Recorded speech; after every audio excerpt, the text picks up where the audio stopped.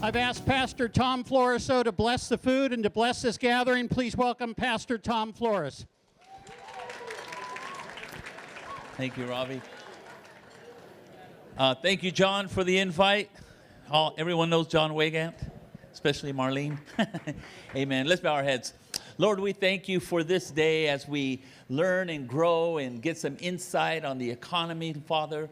We ask that your blessing be upon this room and everyone that's here, Father. We ask in Jesus' name that you bless the food, bless those that prepared it and are serving it even now, that bring nourishment to our bodies, Lord, and take sickness far from us. And Father, we thank you for your goodness in Jesus' name. Amen.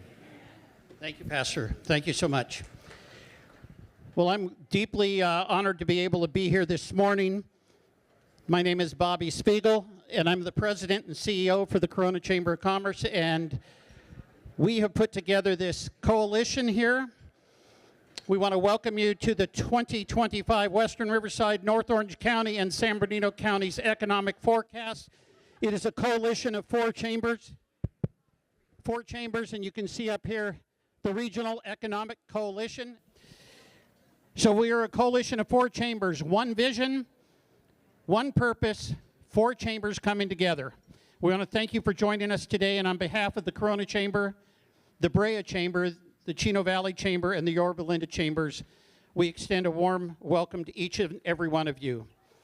Our four chambers have come together in a partnership to present this incredible opportunity to hear from the economist. And I say the economist because there's, second place is so far behind Dr. Chris Thornburg. For those of you that have not heard him before, I guarantee you when you leave from here, you're going to say, sign me up for next year. The man is incredible. He tells the truth. He's very transparent. He doesn't mind upsetting someone if you have different thoughts. What he's going to do is educate us. And some people say, well, that's a little brainwashing. Well, sometimes our brains need washing. His insight and expertise will provide you the valuable roadmap for success of your business. We have a full agenda, and our event program will conclude about 1:30. Please welcome one of our presenting sponsors, the Honorable Riverside County Supervisor, Karen Spiegel, for welcoming comments. As well, she'll lead us in the pledge, but do not rise right now. Well, good morning. Oh, come on. Good morning. Good morning. There you go. There you go. I think Bobby kind of covered what he wanted me to cover. Those of you who don't know, my husband. And those of you who are married know what I mean. Anyway, this is an exciting time because this is an event that brings together, as Bobby explained, the four chambers. Now, on the back of here is your sponsors. Make sure you acknowledge our sponsors. They're the ones that make this opportunity for us. I know some of you pay, but sponsorships are so critical to every chamber. That's the actual bread and butter of a chamber. Membership is one thing, but sponsorships actually kick it over the level to offer the opportunities for all of us. And the Regional Economic Coalition, Four Chambers, One Vision, actually was, Dr. Thornburg said that to us last time. Get real, make this a thing, make it real. Give it a name, right? Is that okay? Yeah, okay. So he is an incredible speaker, and sometimes you may not like what he says, you may not believe it, but fill your toolbox with information. It's critically important that the more you have in that toolbox, the more information you have, the better you can understand things and the better decisions you make.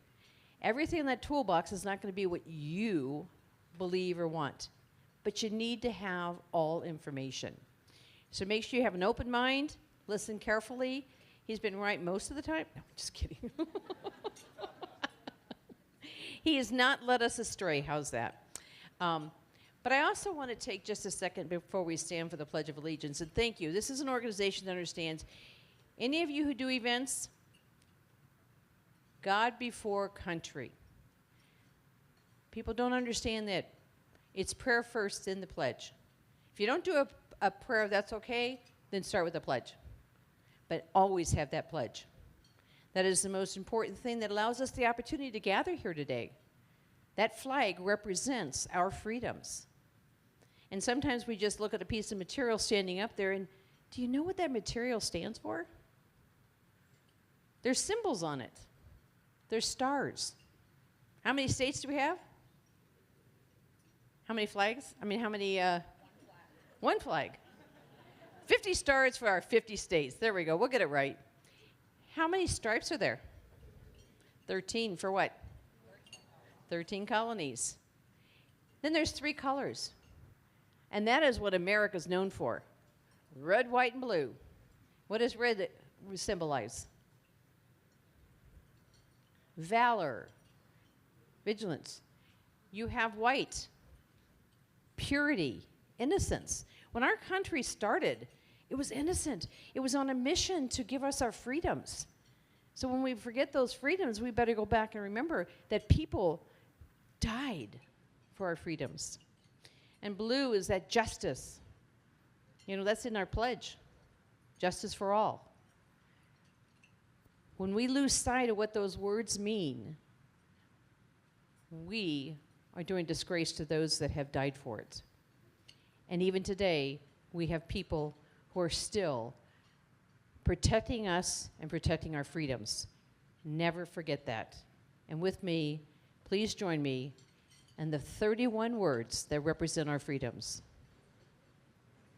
I pledge allegiance to the flag Of the United States of America and to the republic for which it stands, one nation, under God, indivisible, with liberty and justice for all. You'll give it to Lacey.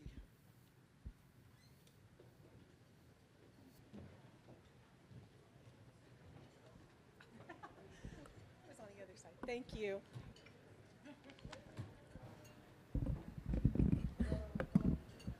Good morning, everybody. My name is Lacey Shane. I'm the president and CEO of the Brea Chamber of Commerce. Thank you, Supervisor Spiegel, for the beautiful talk about our flag. I'm going to do something really selfish really quickly for my social media account. Everybody say cheese. Awesome. Thank you very much. Okay, I'm going to introduce our dignitaries and elected officials today. And with those of you who are present, please stand and be recognized. I'm not going to ask you to hold your applause to the end because you never do. So the first thing I'm going to do, though, is share with you who our honorees are today.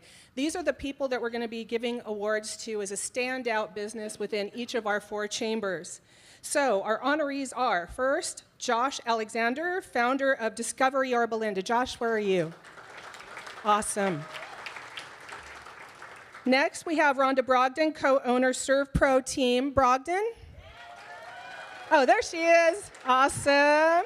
Thank you. We have Daisy Law, founder and managing partner, Canary Strategies, LLC, over here. And we have Anthony Piratano, founder of Integrated Medical Center. Over here. Welcome, Anthony. I'm sorry, it's Dr. Anthony. Forgive me. We also have, as you know, our Riverside County District 2 Supervisor, Karen Spiegel. We have, from the City of Eastvale, Council Member Todd Rigby. Hopefully he's here. Oh, there you are. City of Corona Economic Development Director, Joel Belding. Where are you? Raise your hand or stand up. Okay. We have the City of Corona Assistant City Manager, Brett Channing. Okay, from Yorba Linda, we have City Council Member Shvinder Singh. Oop, there you are. Economic Development Manager Colleen Callahan. Right here. Finance Services Manager Sophia Lueng. Right here. Finance Director Sunny Han. Administrative Services Director David Alba. And Planning Aide Tessa Grotz. All right.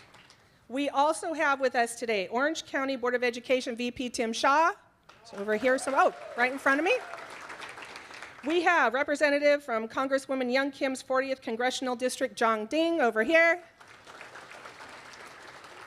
We have Ken Calvert, 41st Congressional District, Jeff Benavides. Awesome, over here. Hey, you might need to move to another table. You're kind of alone over there. Okay, Representative California State Senator Bob Archuleta, 30th District, Kyle Miller over here. California State Senator Kelly Ciarto, 32nd District, Braxton Defunterum. I hope I did that right. Where are you, Braxton? I know you're here. Oh, behind the flag. There he is. Okay, great. Let's see. From the Corona Unified School District, Board of Education Trustee Anna Corradini Meza. Is there anybody I missed? No? I don't see any raised hands. So thank you very much. At this point, I'd like to ask to the stage our presenting sponsor from PWR, President of PWR, and Eastvale City Council Member Todd Rigby.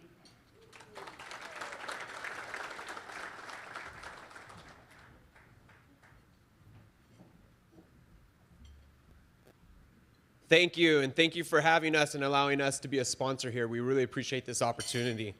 The Pacific West Association of Realtors is proud to sponsor this event. Sometimes people don't understand what the difference is between a real estate agent and a realtor. Being a real estate agent means that you pass the state exam, which a lot of people can do. Being a realtor means that you are a member of a realtor association and are bound to the code of ethics from the realtor association. Our code of ethics requires transparency in real estate transaction and protection for the clients. So remember always, use a realtor for your real estate transactions. So thank you for having us. Thank you for allowing us to sponsor this great event, and we know it'll be a great presentation. So thank you.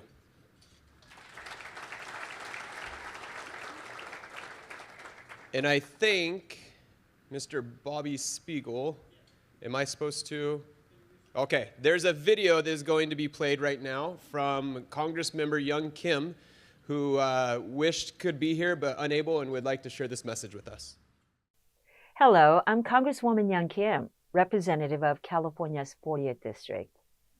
I want to thank our Brea, Chino Valley, Corona, and Yorba Linda Chambers of Commerce for putting this event together.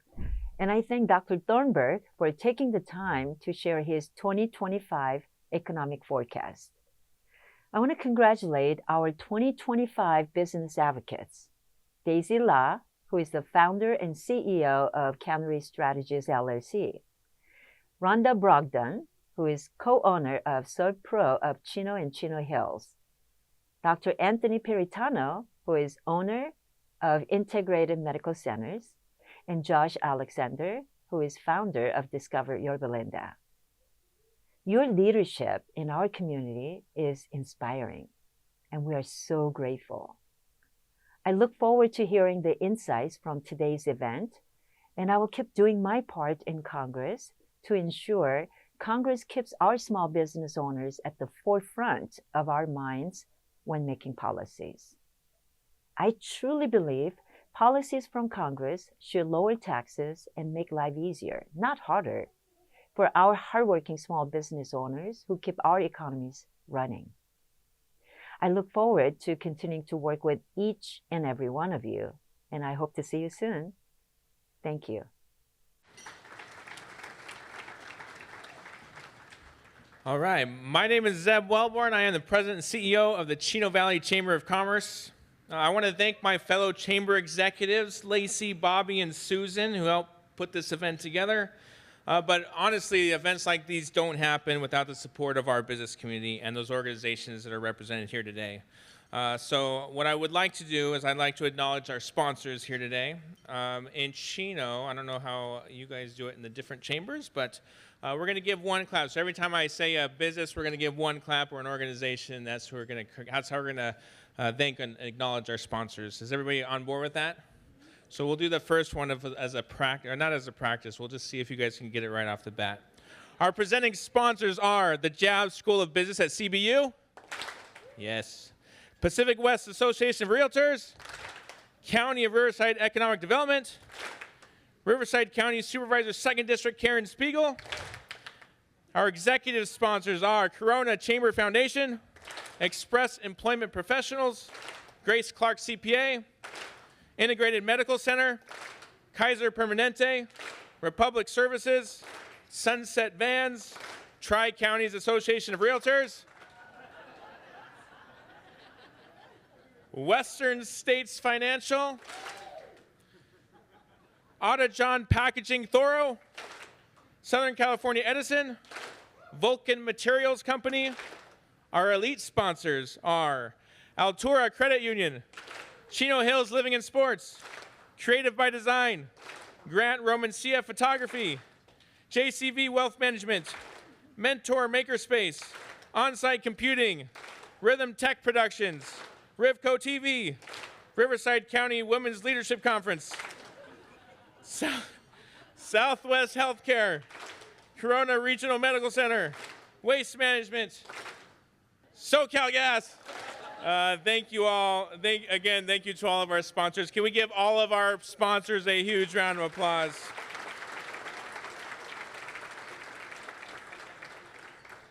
Now, I do want to also give a big thank you to Norco High School's FFA Floral Pathway for the beautiful centerpieces that you see there.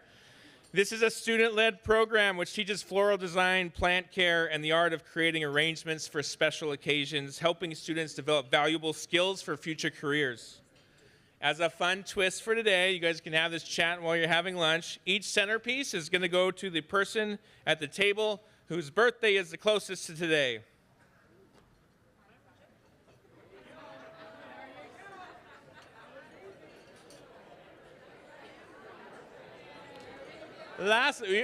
Save those chats for later. We still got stuff to do. All right. Lastly, I shouldn't have said that. Lastly, we want to give a special shout out to all of the chamber board members and those who are in leadership positions in the chamber who contribute to the growth of economic development. If you are a board of director with any one of our Chamber of Commerces in the region, would you do me a favor and please stand up? Board of directors, please stand up.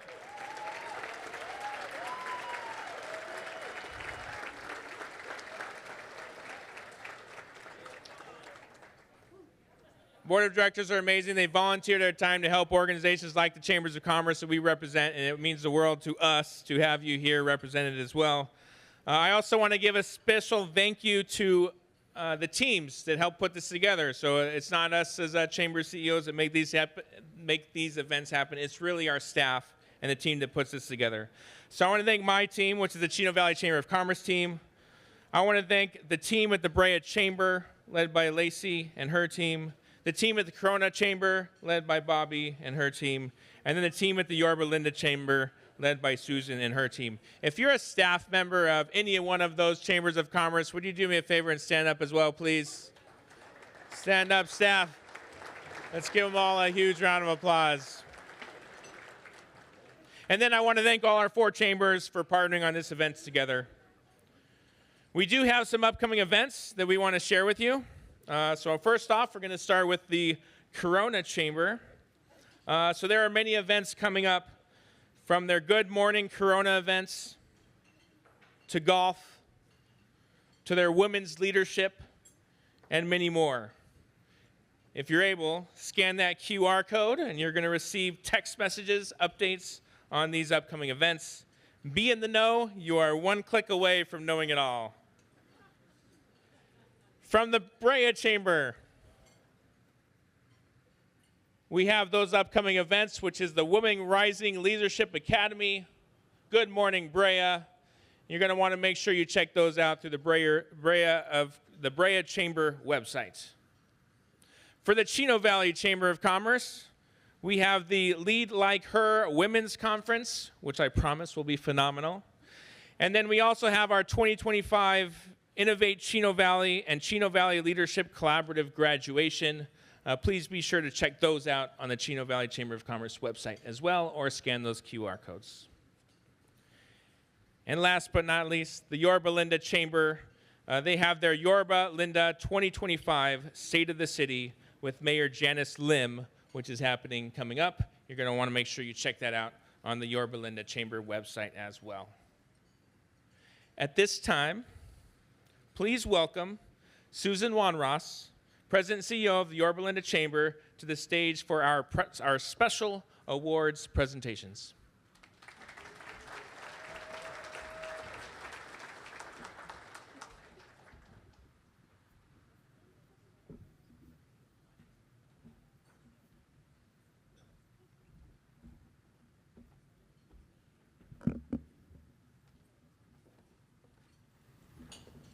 Thank you, Zeb.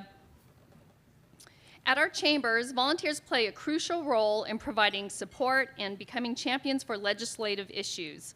Today, we have the honor of recognizing individuals who have demonstrated exceptional dedication and commitment. These honorees have been instrumental in providing legislative updates and advocating for businesses. We are thrilled to introduce each of them to you. Each honoree is listed in the business news, which you can receive a copy as you exit today. To commence the recognition, I kindly request the representatives from the nominating chambers to join us on stage to present the awards to your honoree. So Brea, Corona, Chino Valley, please make sure you go and grab your awards and your honoree. For our first honoree, it will be from the Yorba Linda Chamber. Josh Alexander, founder from Discover Yorba Linda. Josh Alexander is a lifelong Yorba Linda resident who now has the joy of raising his own family in the same community that shaped him. From attending local schools and summer camps at Adventure Playground to enjoying the safety and small town feel of the city, Josh's connection to the Yorba Linda runs deep. After starting his real estate career nearly 10 years ago, Josh began to notice something surprising. Many incredible local businesses were going unnoticed, even by long-term residents. Wanting to change that, he launched Discover Yorba Linda, a social media project designed to spotlight the people, places, and events that make the city so special. What began as a small passion project has grown into a platform with over 15,000 followers across multiple social channels. Through short videos, interviews, and local updates, Josh helps bring visibility to hardworking small businesses and encourages residents to explore more of what Yorba Linda has to offer. Many of the businesses featured have seen real increases in foot traffic and community support. Josh's mission is simple: to help others discover what he always knows. Yorba Linda is a remarkable place to live, work, and connect. He's honored to play a small part in building a stronger, more connected local community and looks forward to expanding the channel over the coming years by finding new ways to spotlight all that is great about the city that he and his family enjoy so much. Please acknowledge and welcome Josh Alexander.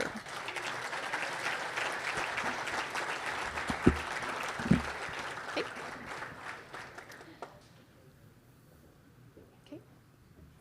Go this way. Next, from Chino Valley. Oh no, sorry. I skipped too many pages.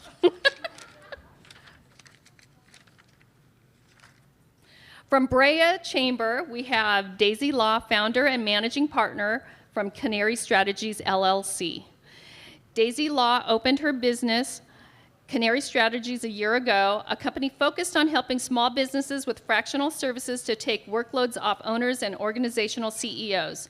Since opening her business, Daisy has exploded from one initial client, the Brea Chamber of Commerce, to serving 12 companies and growing. Her unique brand of service tailored to each business offers business leaders relief from the pressures of mundane administrative tasks and more involved work, such as bookkeeping, mailings, and event management. As her company has grown, Daisy has quickly adapted, building a team of employees who serve as a force multiplier, enabling her to support even more clients in need of her valuable services. Daisy has also supported the Brea Chamber by helping expand its operational capacity, introducing new staffing strategies, and continuing to assist many small businesses through her expertise. She is an active member of the Brea Chamber Small Business Services Committee and is part of the leadership team who has developed the Brea Chamber Small Business Academy. Please welcome Daisy Law to the stage.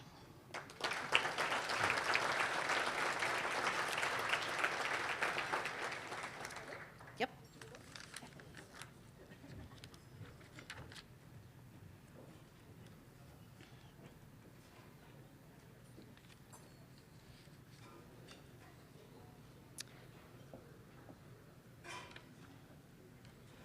Okay, next, Rhonda Brogdon from ServPro team.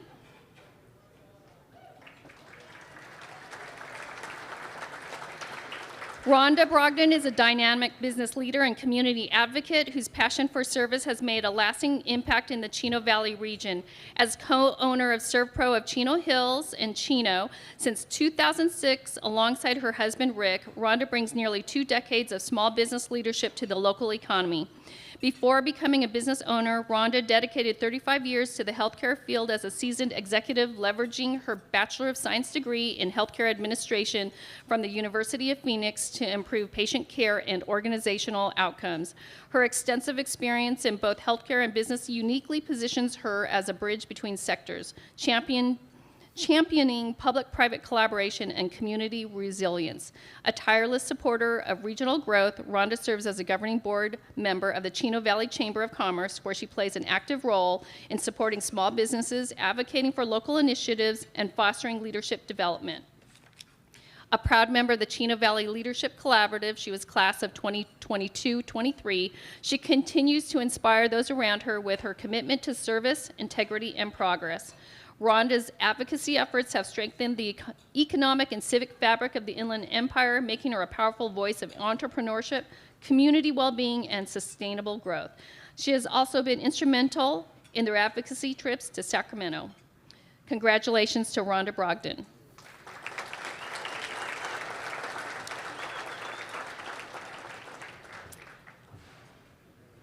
From the Corona Chamber, Dr. Anthony Piratano, founder, Integrated Medical Centers. The Corona Chamber is pleased to honor their 2024 board chair, Dr. Piratano, founder of Integrated Medical Centers. Known as Dr. P, he has demonstrated an unwavering commitment to workplace wellness. His advocacy has helped streamline care for injured employees, allowing faster treatment and returning to work times for countless local businesses. Last year, he held the launch of the Chamber's Business Emergency Response Team, acronym is BERT, a strategic initiative connecting businesses with timely support through chamber-led outreach and resource navigation.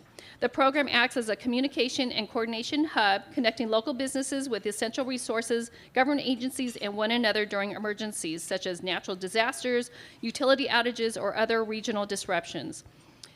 How it works is when a business experiences an urgent issue like a power outage or construction blockages, environmental disruptions, they contact the chamber, which will leverage its BERT network to assess the situation and advocate for quick resolution through the appropriate channels. Since implementing the BERT program, the Corona Chamber has become the lifeline for many businesses.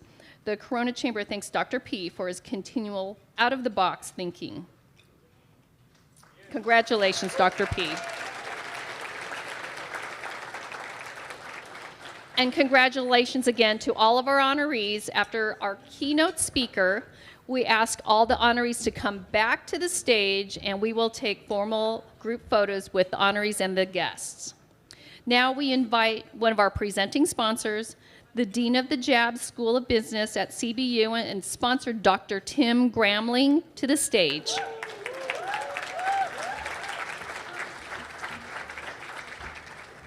Good afternoon, everyone.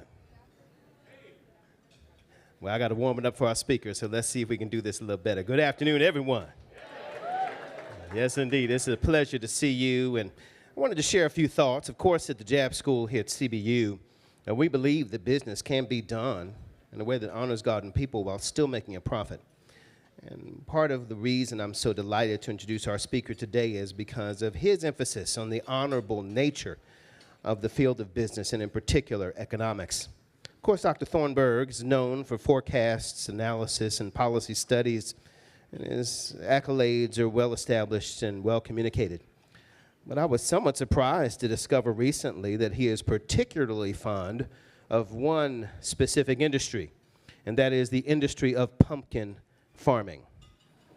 Pumpkin farming. I was surprised to hear about this. Now, at first, I thought he was into pumpkin farming because it is an $800 million business of farming and harvesting and pumpkin patches. I thought perhaps he was interested because the 154 million Americans that engage in various pumpkin carving activities in the soon-to-be-upon-us fall season. Or perhaps it's part of the $10 billion Halloween industry. But it turns out Dr. Thornburg's not interested in pumpkin farming for those reasons, but because of how much he enjoys the actual act of carving pumpkins with his wife and his two wonderful children. He is an unusual economist in this way. Typically, economists are known for what they think and what they communicate, but he is particularly honorable for how he engages in relationship. So it's my great pleasure to introduce, and I'd ask you to join me in welcoming this outstanding economist, this UCLA graduate and PhD in economics, Dr. Chris Thornburg.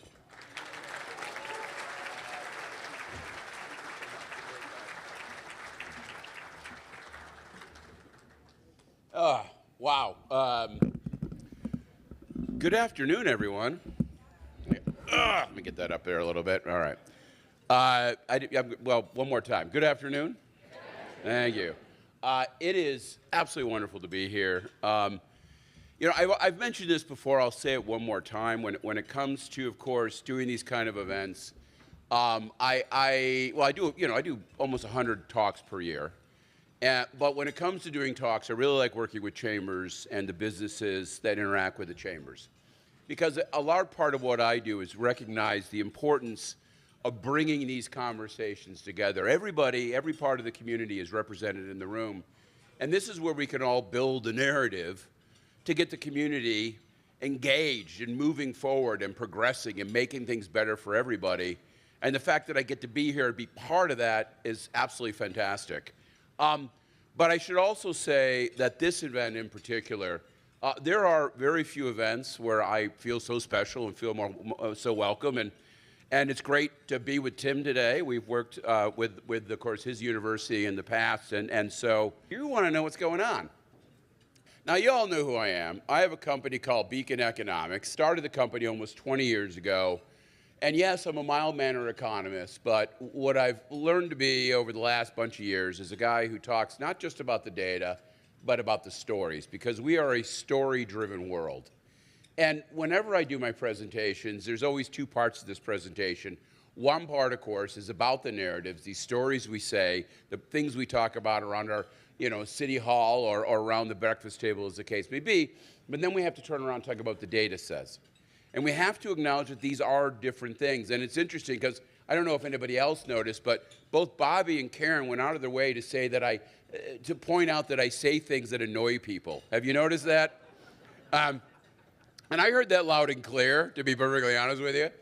But then again, sometimes you do have to take a step back and recognize that we all see the world in a very specific way. And sometimes the way we see the world isn't exactly right. And this is a standard human characteristic, as I've been talking about for year after year after year. Now, it has been 12 months, about 13 months actually, since I've been with you last. And needless to say, it has been an interesting 13 months, particularly when it comes to narratives. What has happened over the last a year or so, right? Well, obviously, of course, the biggest news of all was the change in administration, the victory of Donald Trump. And since Donald Trump has come into office, obviously it has been a whirlwind. Look, whatever you think about the man, he promised to get into office and shake things up, and that's exactly what's happened. But of course, by shaking things up, we've seen uncertainty creep into our economy. There's been yet again another decline in consumer confidence. You're seeing a big increase in policy volatility. And of course, all this has to do with immigration raids and tariffs. And of course, you've seen slowing in the job market. And with all that, here we go again, another conversation, another worry about, of course, a recession. Now, I've had to deal with this. How many years have I done this, by the way? Where's Bobby? What year? How many years is this? 10 years. 10 years I've been doing this. And over those 10 years, how many times have we heard this particular recession call? And again, you got to be a little skeptical about this, right? I mean, we had the 2019 recession about real estate, which never happened. We had the 2020 depression, which of course didn't happen. We had the 2023 yield curve recession, which yet again didn't happen. All of this, of course, reminds me of John Kenneth Galbraith, who famously quipped that the only function of economic forecasting is to make astrology look respectable. But with that said, I also want to point out that a few months ago, but like 2 weeks before the election, the famous Nate Silver from the famous 538 told us that it was a statistical dead heat. It was a complete coin toss, and nobody could possibly predict what was going to happen in a week after the November election. And of course, it was kind of a wipeout, as the case may be. Obviously, Donald Trump won with a bigger margin this time than he did back in 2016. And even here in California, you saw a hard right tilt. After all, this state voted down a minimum wage. I honestly didn't ever think this state would meet a minimum wage bill it didn't like. But lo and behold, we voted it down. And of course, that all brings me to my new expression, which is the only function of election polling is to make economic forecasting look respectable again. So, hey, you know, you got to look for the win where you can get it. Now, coming into this year, I did start to worry about the economy. There's no doubt about it. In fact, I do contribute to the Wall Street Journal survey of forecasters. And when everybody else earlier in the year cranked up their chance of a recession, I did too. But you got to understand why I did it, because I like to think that the reason I cranked it up was a little different than what everybody else did. And while I am now in the process of lowering it, in fact, the next time around it'll probably be down to about 10%, understand where I'm coming from. First of all, things are not as bad as you would think from the newspapers. Yes, the economy has slowed down, but then again, it has been continuously slowing down for the last 2.5 years after, of course, the insane amount of stimulus that Jerome Powell and the Federal Reserve threw at the economy in 2021 started fading away. With all that said, slowing is not stopping. And if you look at the fundamentals, particularly of consumer demand, household finances, what you see is an economy that still looks incredibly strong. Household finances are still about as good as they've ever been. And overall, even some of the, look, for all the chaos of policy over the last 5 or 6 months or so, keep in mind that most of the things aren't even going to happen. And even some of the things that are going to happen, as for example, tariffs, which are now kicking in, believe it or not, the tariff situation isn't nearly as dangerous as the press would have you believe. So yeah, this isn't really about what's happened over the last few months, as the case may be. What is the problem? Well, look, the economy also isn't as good as the papers are making out as well. Look, what's the real issue here? What is the real issue when Donald Trump came in office? Here's the issue.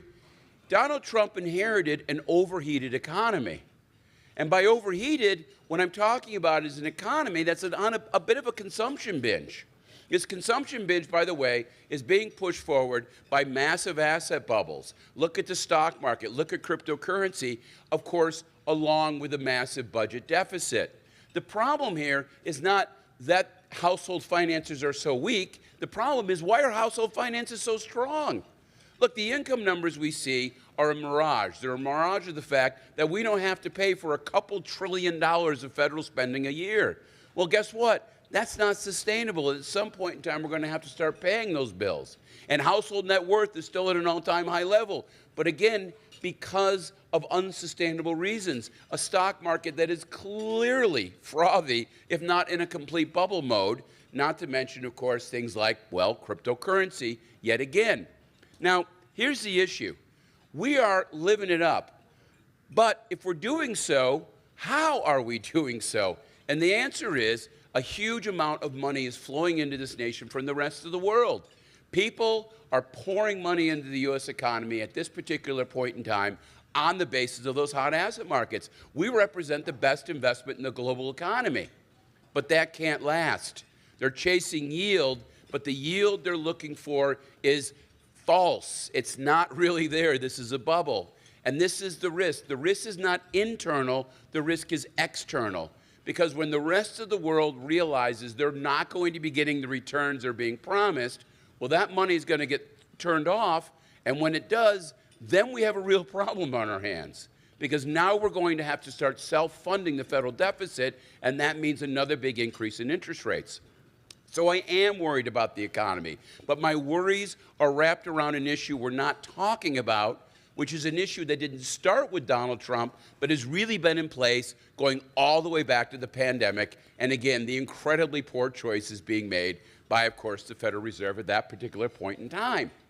Now, as for the Southern California situation, look, again, like the rest of the nation, growth has been slow. But while overall growth has been slow, you look at growth on the margin, and it's fantastic. Labor markets are tight, incomes are up, restaurants are busy. We live in a fantastic place at a fantastic point in time. Our real problem is, the real issue, we won't build housing, and we still aren't building housing. And that is a choice. It's not something that's been foisted on us by, of course, the people in Sacramento or some greater, shall we say, geographic issue. We as a state have decided that we're just not going to build that much housing. And as a result of that, we've really prevented our economy from growing as fast as it can or should. But ultimately, that's on us, because we won't sit there and recognize that you just need to build more housing. Instead, we run around being panicked about issues that are not issues, worried about the wrong narrative, while we don't pay attention to the very real things that have to happen. Ultimately, this is something we can fix, but we can only fix by getting the right narrative out there. And of course, what I'm here to do is help you understand what that right narrative is. Now, with that said, I'm already down to 50 minutes, and I got 70 more slides to get through. So buckle up. And remember, at the end of this, when we're doing a little bit of question and answer, there'll be a QR code. You can get that QR code. You will get a copy of these slides, and keep that QR code, because if you ever need to get in touch with us, or if you ever want to see my updated slide, that QR code will continue to work, and you'll be able to find me and find Beacon Economics and see how we can help you, all right? All right, diving right in. Away we go. The economy has slowed. You probably knew about that, right? Over the course of 2025, we had a negative growth in the first quarter, a mediocre growth in the second quarter. Third's probably going to be yet again in the 2%. It's not a recession. The economy isn't contracting, but it has slowed a lot. And if you ask why, well, there's really one place for it, and that, of course, is consumer spending. Consumer spending has been adding almost 2% to growth over the last couple years, but this year it's down to less than 1%. Consumer spending has really flatlined. And that's interesting, because you say, well, finally all these problems are catching up. But let's keep something in mind. Consumers have not been struggling over the last couple of years. I pointed this out. They've been having fun. Foreign travel at an all-time high level. Restaurant spending is 40% higher than it was 6 years ago. Live Nation cannot put on a concert without it selling out, as long as it's not Perry or J-Lo. Everybody else is selling out. And even when you take a look at the number and you ask where are the biggest increases in nominal spending, again, it's foreign travel, it's live entertainment, it's air transportation. People are not struggling with the basics. They're out there having fun, and that, of course, is because incomes have been rising. Now, again, the numbers have slowed down, and we have seen, of course, some increases in overall, say, credit card delinquencies. But all this goes back to the craziness that started back in 2020 with one of the most bizarre narratives of all, the idea that the pandemic was going to cause a depression. Pandemics don't cause depressions. They never have. They never will. I'm a student of business cycles. This is what I do. And what's most amazing is not necessarily that, we were worried about the pandemic, but then that those worries about the pandemic morphed into a ridiculous narrative, a narrative that is clearly contradicted by history. But that's the power of the narrative.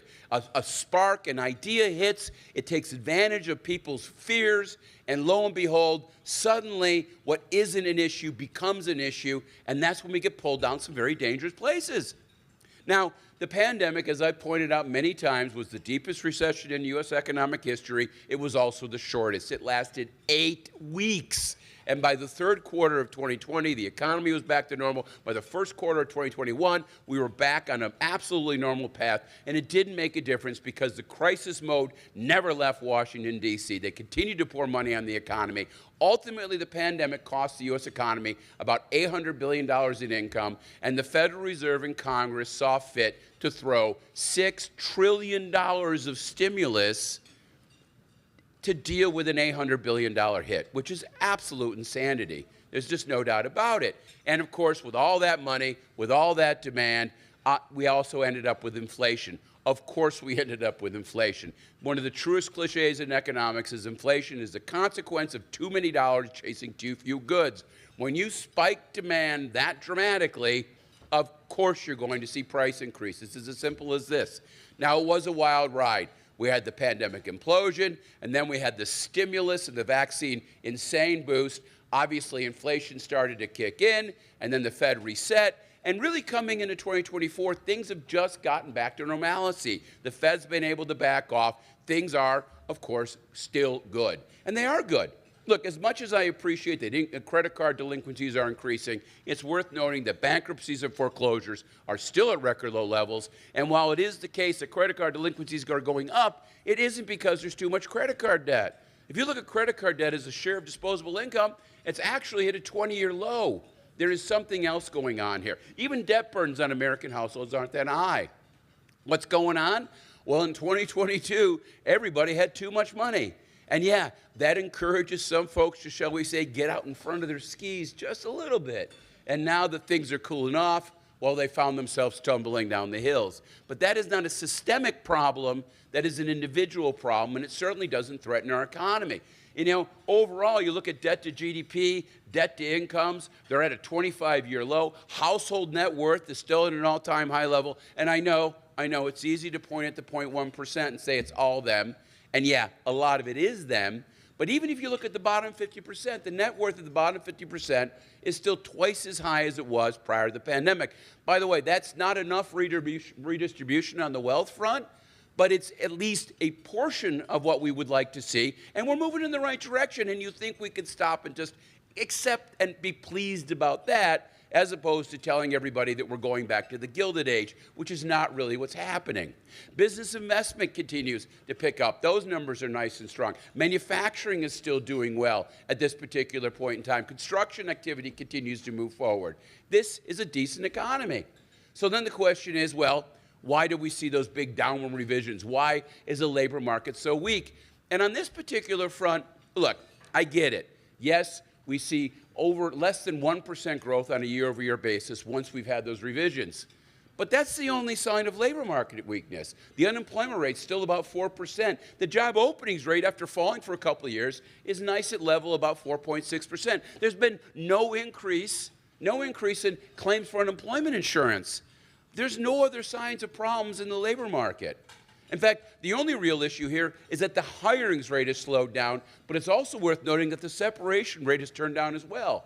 Look, a couple of years ago, there was such violent turnover in our labor market that, I don't know about you other employers out there, but I would walk into the office and I didn't know who was working there. I'm like, who are you? When did you hire you, right? But now things are stabilizing a bit, and that's what you're seeing, a stabilizing economy, not a contracting economy. And earnings continue to rise, and they continue to rise in the right way, where you see lower skilled folks seeing better increases in earning than higher skilled folks, and women continue to advance relative to men in terms of their earnings. So yeah, there are a lot of good things happening in the economy right now. Well, what about those downward revisions? Well, as it turns out, those downward revisions under normal circumstances would scare you. Typically, we only see those kind of large downward revisions when the economy is actually tipping into a downturn. If I looked at that all by itself, I may be up here going, yeah, I think we're going to have a recession. But when you look a little closer at the data, what you see is we actually have a real problem in our employment measurement systems, because these big downward revisions are not just happening right now. They've been happening for the last 3.5 years. The real question is, what the hell is the BLS doing wrong, and why aren't they trying to fix it? I know this sounds kind of weird, because I know we did it for all the wrong reasons, but maybe there was a certain logic to turning over the head of the BLS, because there's something going on with that data, and someone needs to do something about it. Now, all that said, we all know, of course, that the person they want to run the BLS is not there to give the right answer, unless, of course, by right, that is to say, it's an answer that Donald Trump wants to actually hear. But that being said, we all have to acknowledge that the data coming out of the BLS, whether it's price data or whether it's employment data, that's the kind of thing you need to be a little bit cautious about at this particular point in time. But remember, we have plenty of other data to help us fill that in. So why is employment falling? Well, there's a pretty simple reason for that, and that, of course, has to do with the fact that, guess what? We don't have enough workers. I've been saying this for a while, right? Look, the biggest problem we have in the U.S. is 30 years ago, we stopped having as many babies as we used to. And then a result of that, of course, is labor force growth has slowed dramatically over the course of the last 20 years. And it's left us with a real problem. A problem, by the way, that economists a long time ago told us that we could fix by simply increasing the pace of immigration, by fixing, of course, the immigration system, which has been broken going all the way back to the 1980s. But we haven't fixed it, but it doesn't matter. They came anyway. Look, we had enormous amount of job openings. We had incredible labor demand in the last couple of years, in part because of all that crazy stimulus. People want those jobs. They want to work in the United States. And when there's those kind of opportunities, they are going to come here. And that's exactly what we've seen over the course of the last couple of years. An enormous amount of immigration coming into the United States. And it's a good thing. Take a look at this. At the data, in the last 15 years, this nation has added about 17 million workers. Almost 10 million of those 17 million new workers were born overseas. If you think we have labor market challenges now, can you imagine what we would be if we didn't have the immigration we have been having? And that, of course, is exactly one of the reasons why the economy's been booming, because of all these folks coming here and taking these jobs. But that said, that was another reason why, of course, Donald Trump got elected, because a lot of people were worried about all these people coming into the nation. And I can understand that. They're coming over the border in an undocumented and uncontrolled sort of way. And yes, that's a little nerve-wracking. Now, to be clear, the right answer is, well, let's fix our legal system, because that is how you deal with this. Because you're never going to truly block off the border, not ever permanently for a long period of time. But, of course, we haven't fixed our legal immigration system. Instead, of course, we're on this bizarre, I don't know, crusade to try and, quote unquote, throw these people out. And you've seen that. You saw it up in LA, and now you're seeing it in DC, and you saw it up in Sacramento. We obviously have these ICE raids. And I got to tell you, these are just ugly. There's no other way to put it.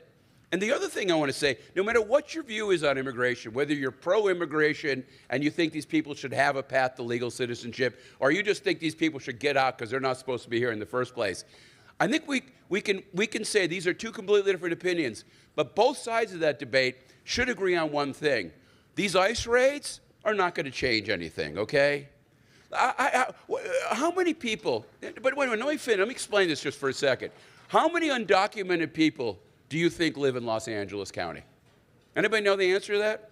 It's hard to figure it out, by the way, but the estimates are anywhere between 600 and 800,000 undocumented people live in Los Angeles County.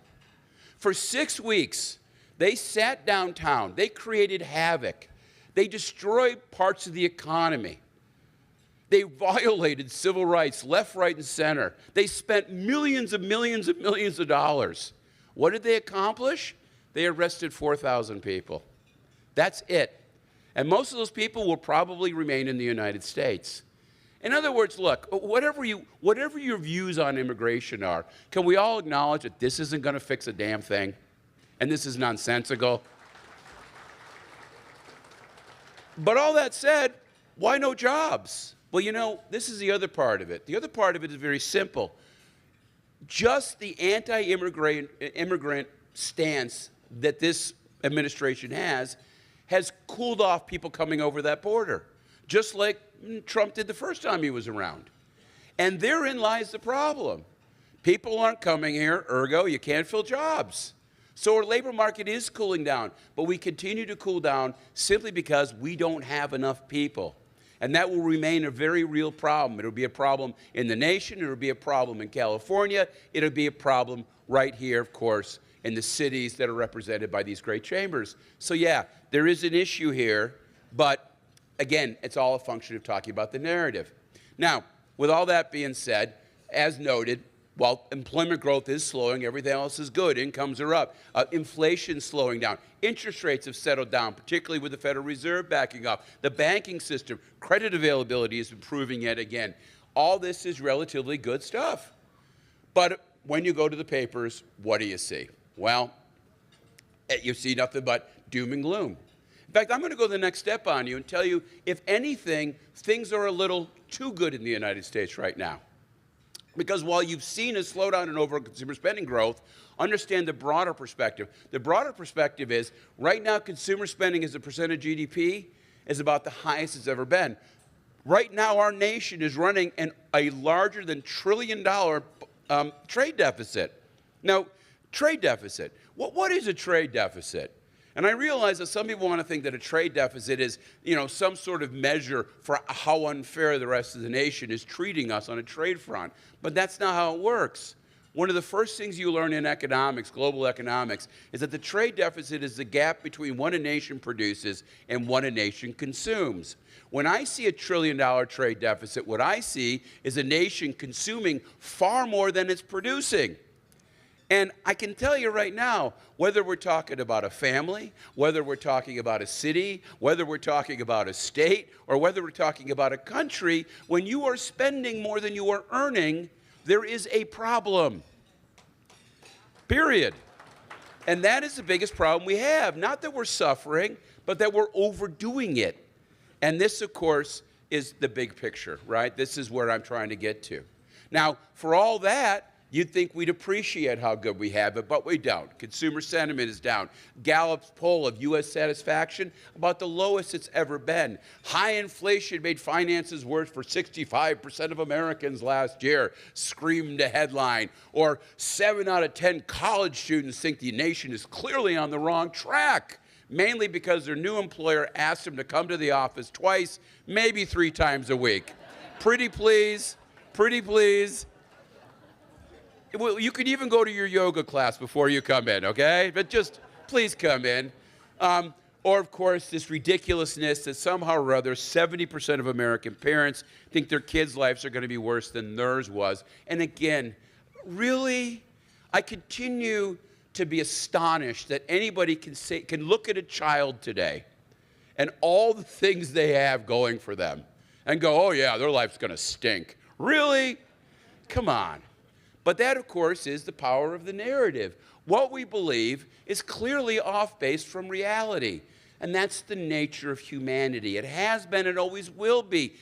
Robert Shiller wrote his book, Narrative Economics. He brought it up yet again. But the famous Keynes, John Maynard Keynes, said back in the day, the markets are moved by animal spirits and not by reason. That's narratives. And, of course, my favorite Southern California philosopher, Will Rogers, I'm going to keep using this because it's just so damn true. It isn't what we don't know that gives us trouble. It's what we know that ain't so. He's talking about false narratives over and over. It's false narratives that drive us in dangerous directions, and the way to fix that is to get the narrative on the right track.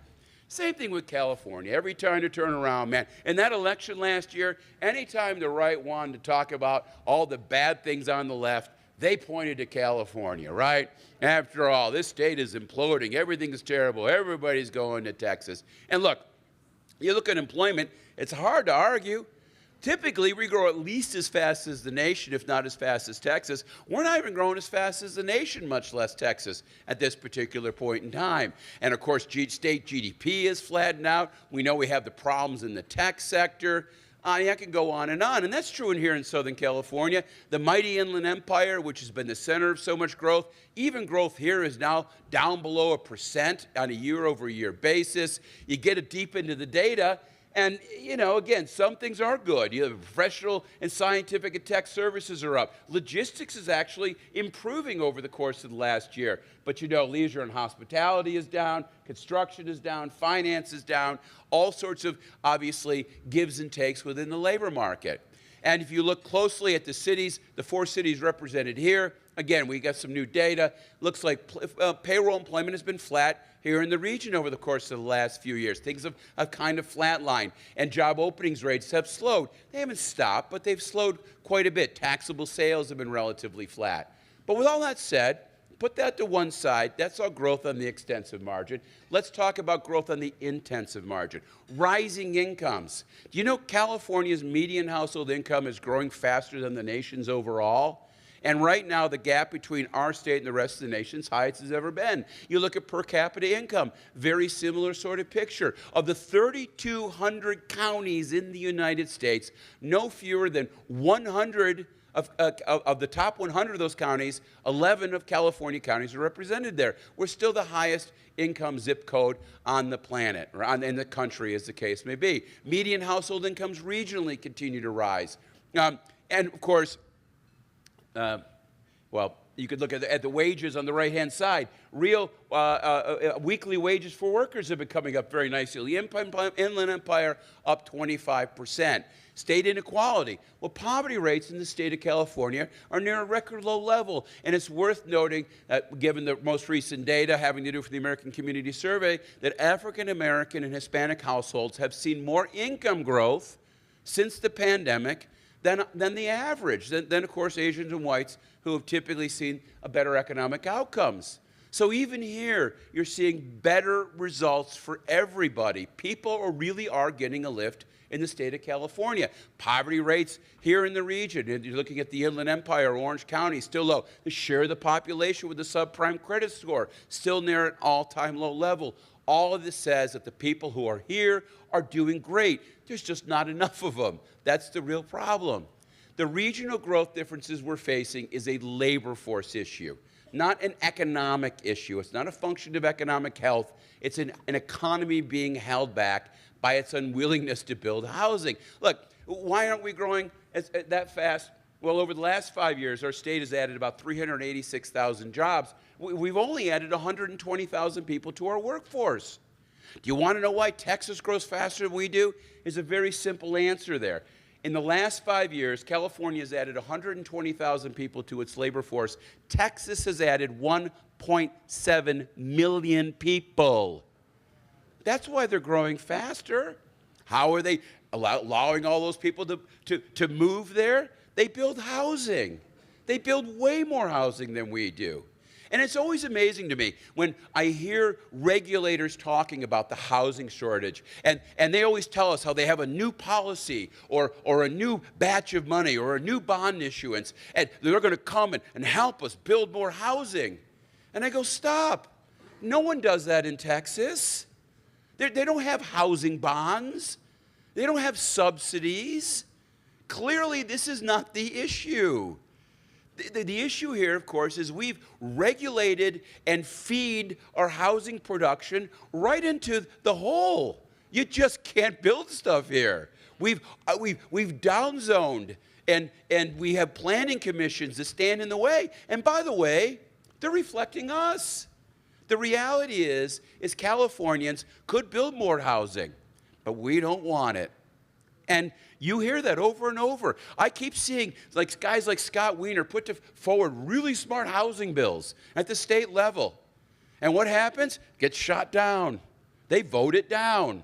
Why? Because each of one of those folks has said, I've talked to my constituencies, and they don't want this. And then all the cities clasp their hands and go, oh, well, it's not my fault. The state won't do anything. Everything Scott Wiener said he wanted to regulate at a state level, you could do locally. You could take every one of those rules, and you could pass it locally. No. Because again, we have narratives and we have reality. And on front, we like to go, oh yeah, we need more housing. The real narrative is, well, I don't want any more housing. And these are the consequences of that. These are the choices we've made. It's as simple as that. Now, the places that do build more housing are seeing more growth. Here's an interesting statistic. In the last 5 years, the Inland Empire, Riverside and San Bernardino County, by itself is responsible for 1/3 of all jobs in the state of California since pre-pandemic. 1/3. The Central Valley is responsible for another 1/3 of all jobs. And Sacramento is about 1/6. Now, of course, the reason that this is the center of jobs is they have more housing, they have a growing labor force, but even here you see housing supply start to slow down. And you're starting to see the same restrictions that are holding back the coastal areas starting to hit places like the Inland Empire. And even here, labor force growth, well, it's down in Orange County and LA, but here labor force growth is slowing down, and then again it becomes a function of housing supply. And even when it comes to the story, well, people are leaving. It's not just housing. People are fleeing the state of California. Well, I pointed this out to you the last couple of years. No one's fleeing the state of California. Fleeing, as a verb, has a very specific predictive element. If people are fleeing, you leave vacant houses behind you. Right now, there is a very large hurricane bearing down on the Carolinas. There is some vacant housing on the Carolina coast right now, okay? So that's how it works, all right? There is no vacant housing in California. The issue here, of course, is that people are doing so well that they're spreading out. We have more households and fewer people in California. More households, fewer people, because people per household is dropping, and people per household is dropping in part because more or less we're gentrifying. We have high-income people moving here, typically without kids, and lower-income families, particularly with kids, are moving out to find a place where they can afford a home again. And at the same time, because people are doing so well, they're spreading out. Kids aren't going to live with their parents, and they sure as hell ain't going to live with a roommate, okay? I was looking at some data the other day, and it's interesting. The most rapidly growing type of household in California is the one-person household. The one-person household, typically with 2 bedrooms. Now again, when we are spreading out like that, it's hard for me to sit there and complain about housing costs. Oh man, I'm using 35% of my income or 40% of my income on housing. That's tragic. Well, maybe get a roommate, Chief. Oh, no, I'm not going to have any of that, right? And of course, that's very true here in Southern California as well. You look at Orange County and LA, they've had declining population, in part because housing demand is growing faster than housing supply. That is to say, people are consuming, local people are consuming all the new housing just by spreading out. Supply, supply, supply, this is the issue. And again, it boils down yet again to the fact that people do still move to California. We always talk about the net migration, but it's worth noting, even with our high housing costs, there are still 400,000 people a year moving to California. It's just that there's 600,000 people moving out at the same time. That is the trade-off that we have. But people are still moving here because guess what? We live in the best place in the world. It's not complicated. So what we have going on here is a statewide version of gentrification. That's exactly what this is. And the solution to gentrification is to build enough housing for all. Look, if we don't build housing, our state will continue to prosper, we'll get richer, and we'll have slower growth, and lower income sectors will be pushed out of the economy completely, and we'll look more and more like Switzerland, which is a very nice place to visit. But if we want to be a state for everybody, then we got to be a lot more open-minded about building housing. And that means, that means you might have an apartment building on your block. And maybe there's a building shading your backyard for a couple hours a day. And maybe there'll be a little bit more traffic. But those are called trade-offs. And that is what we have to accept. If we're not willing to accept it, then we have to accept the consequences of that, which are incredibly high housing costs in a place that lower income families can't afford to live in. And again, I don't want to live there personally, right? Now, if you look at the labor force numbers again, you can see how bad they are, as the case may be. It's a population kind of conversation. Even here in these 4 cities, Brea, Chino, Corona, Yorba Linda, you can see the decline of people per household, as the case may be. And this is pushing folks out. You need to build, build, build. And the housing stock numbers, well, they're just not increasing fast enough, particularly on the multifamily front. You can look at building permits, and you can see that they haven't increased a lot, which is interesting because you would think that particularly given these high prices, you'd really have a lot of builders trying to build. But it's a weird market to be building in right now, in part because there's so little liquidity. Look, a lot of people simply are not moving. Why? Because they have a 30-year fixed-rate mortgage at probably 2.75% that you will pry from my cold, dead hands. I'm sorry, I didn't mean to personalize that. But when you have a lot of people who are hanging on to those low interest rates and they're not willing to move, as the case may be, then that means you have to build the kind of housing where people need it. And what people need in the state of California right now is, for example, entry-level housing, condos. But we're never going to get a lot of condos built until we deal with all that nonsense about the 10 years of liability that condo builders have. It's too much, it's too risky, ergo nobody builds condos. And of course, at the same time, we need to build more small housing. Remember townhouses? Those are a viable thing. right? Why don't we build townhouses? Well, because A, we have zoning, which prevents us from having that kind of density on a per acre basis. And B, we have enormous fees on a per door basis. Some cities, it's $250,000 a key before you even start building. Well, if you got to pay $250,000 for a key, you're only going to build a 3,000 square foot house. You can't make that work for an 1,100 square foot house. You can't. But again, this is a policy choice. We have the ability to change it, but only if we're willing to go to City Hall and yell down the NIMBYs and tell them, yes, we want this housing. Yes, we want these townhouses. Yes, I want my community to grow. But that's on us. We have to be there. We have to be in the room, and that's not happening. It's the wrong narrative, and as a result of that, well, we're in this place. Now, you might say, well, hey, man, you know, it's a terrible time to build housing. There's no sales. The market's really cold right now. But again, this is just a function of a huge increase in interest rates and the fact that people just don't want to move. There's very little in the way of top-line distress. Mortgage originations have slowed, but it's still very, very clean. There's no delinquencies.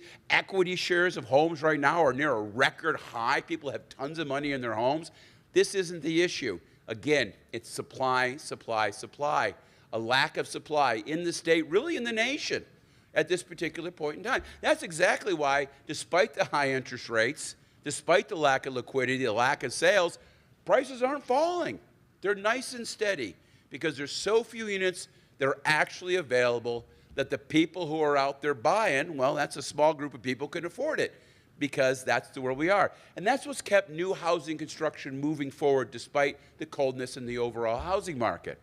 It's not really a function of housing affordability. It's interesting. I did some data. I grabbed some data on median cost of income to new buyers.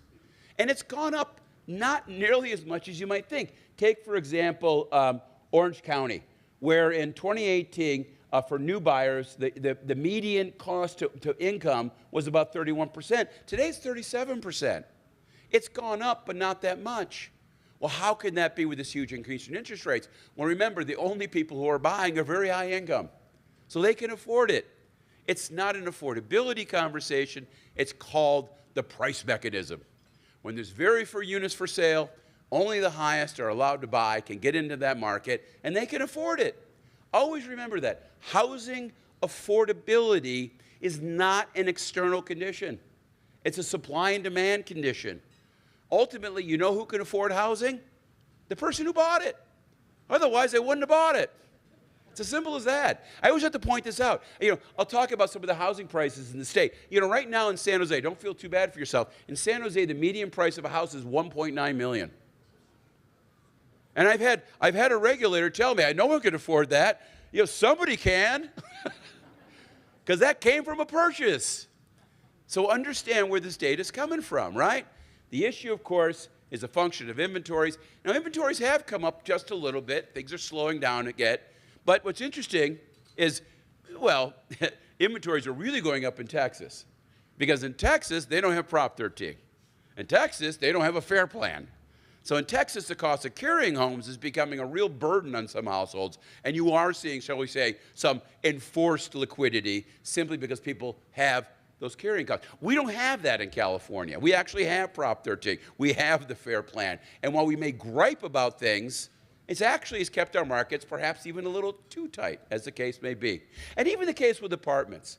Right now, of course, when you look at the apartment market, well, apartment rents have been flat for the last couple of years. Rents haven't skyrocketed. They've been flat.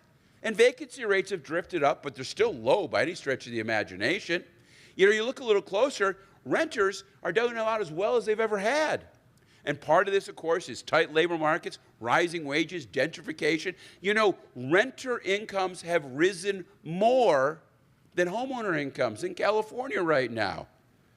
Why are rents going up? Because renters are doing well.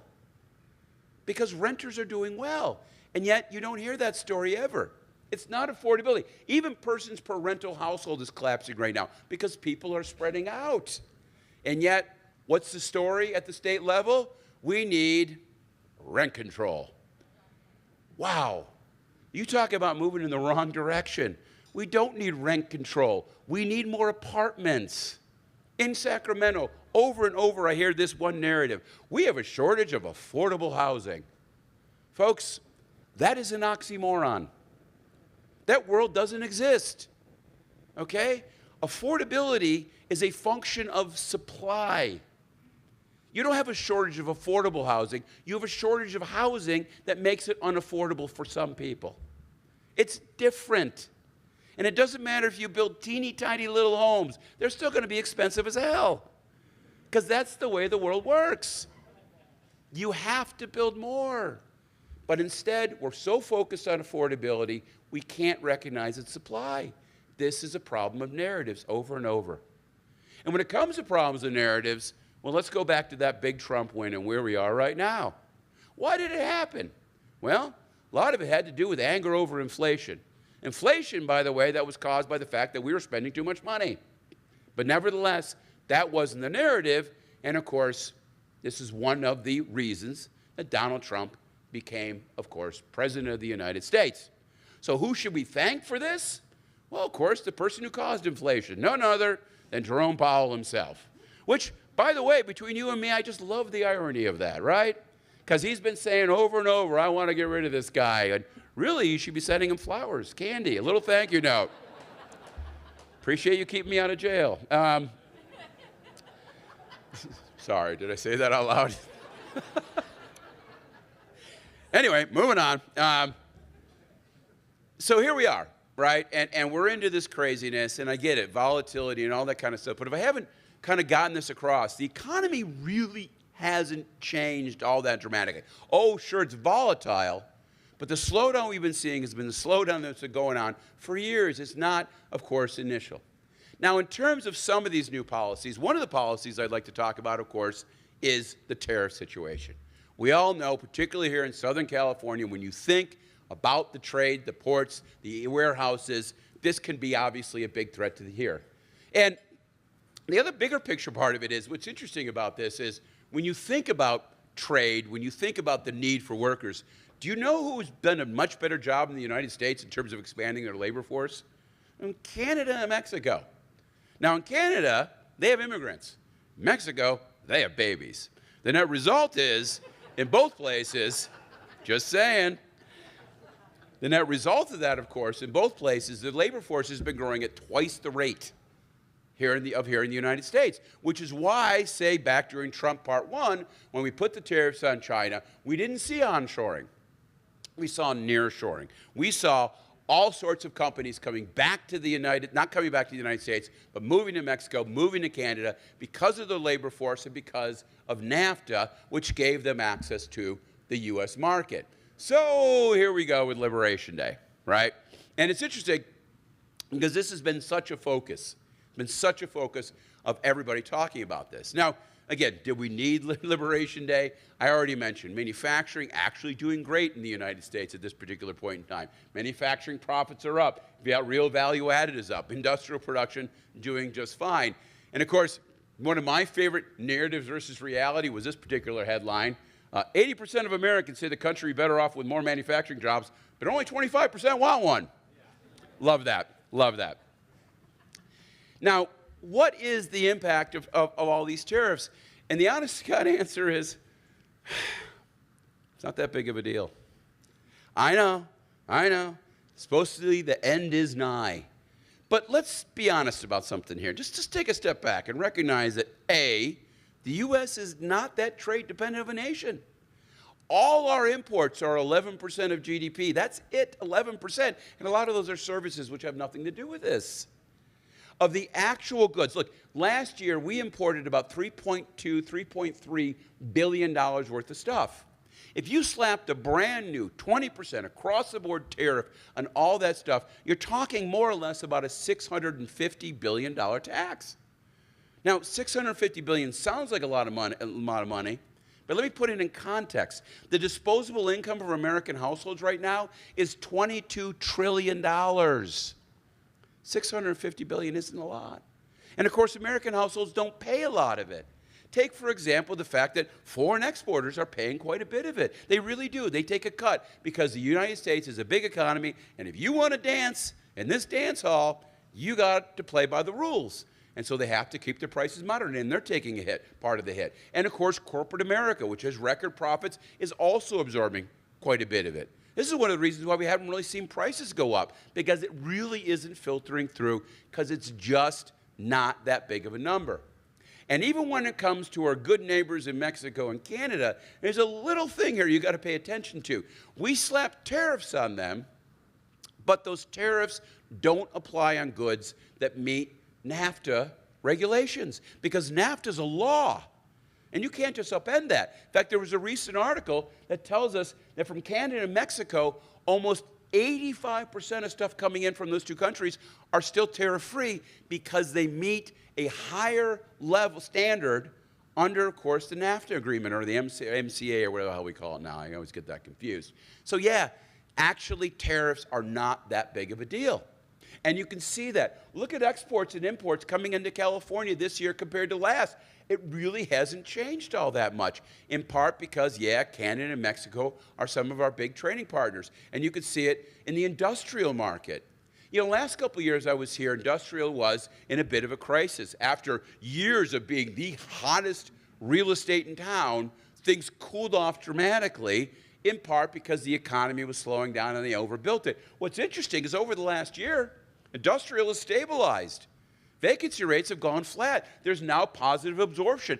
The logistic jobs are growing again. So far from the problems in logistics being caused by trade issues really aren't there, and logistics is starting to stabilize, which we knew it once we got back into, if you will, normal trends. So yeah, even here, things are doing pretty well. The real problem, of course, goes back to what I already told you, which is that we, as a nation, are over-consuming. And the over-consuming didn't start with Trump. It's been going on all the way back to Trump Part 1 and the excessive response by the Federal Reserve in response to the pandemic. They set the financial markets on fire, and asset prices blew up. We started buying a lot. But probably one of the most subversive things the Federal Reserve did was create a situation by which Congress could just dramatically increase the federal deficit. And we just weren't going to pay much attention. And that's exactly what happened. You know, we were already kind of griping and complaining about the deficit prior to the pandemic. The pandemic hit, tons of money got tossed out, the government ran huge deficits, and we were so worried about this stuff, we just stopped paying attention. And of course, when Biden was in office, guess what? He didn't close the deficit, he kept cranking it up. Remember the Inflation Reduction Act? That was one of the most preposterously named bills in the history of the United States. Honestly, what did it do? It expanded the deficit. And now Trump's here, and he's got his One Big Beautiful Bill Act, which is another preposterously named laws, which yet again expands the deficit. And so it becomes bigger and bigger and bigger, and ultimately simply not sustainable. Look, if you wanted to close the deficit, why? How? How would you do that? You'd have to increase taxes for every American household by $15,000 per year. Oh, we'll just doge it. We'll cut down government spending. You'd have to cut federal spending by 25%. You can't lay off a few people in one or two agencies and do that unless you're willing to go deep into Medicare and, of course, defense. No chance you're going to cut that. So this is an enormous problem that Americans really aren't really talking about. And when you think of that strong household finance, understand what it means. Oh, Americans are like, oh, I'm saving, I got a 5% savings rate. But actually, once you include the fact that we don't have to pay for all those wonderful government services, the real savings rate is negative 5%. Because we're not saving enough to pay the bills. We're over-consuming. And of course, when you think about household debt going down, well, that is more than offset by government debt going up. If you include both household and government debt, our public and household debt together is nearing 200% of GDP. None of these numbers are sustainable. We're living it up. We're sitting around feeling sorry for ourselves while we're partying. Now, the One Big Beautiful Bill Act passed, and we know that, of course, you saw the trend lines. In the next 10 years, it's going to increase the federal deficit by $3.4 trillion. But I want you all to keep something in mind. It's a little bit of a false headline because it makes you think it's causing the government to borrow a lot more money. Actually, most of that was money that we were going to borrow under the original rules, tax rules that Trump put forward in his first administration. What was going to happen was we were going to end up paying a lot more in taxes this year had those provisions gone away. And I don't think anybody really paid attention to that. Were you ready to pay more in taxes? No, probably not. Do we need to? Oh, yeah. And so what the One Big Beautiful Bill did was extend, if you will, the tax cuts that are allowing us to party. As opposed to getting Americans to start living within our means, instead we're just putting more booze in the punch bowl.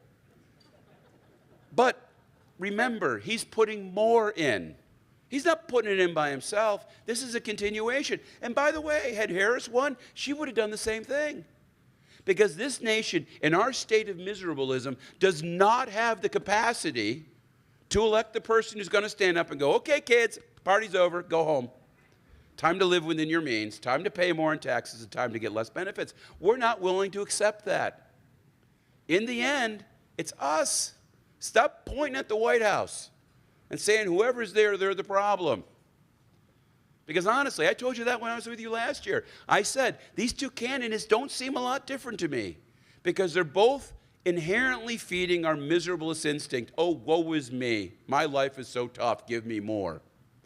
That's on us, not them. Now, when you look at the one BBA, there's all sorts of stuff there. Some of it's bad, some of it's good. Put it all to one side. Again, it's continuing what was only going on. And as far as that goes, they're not the only government agencies running amok.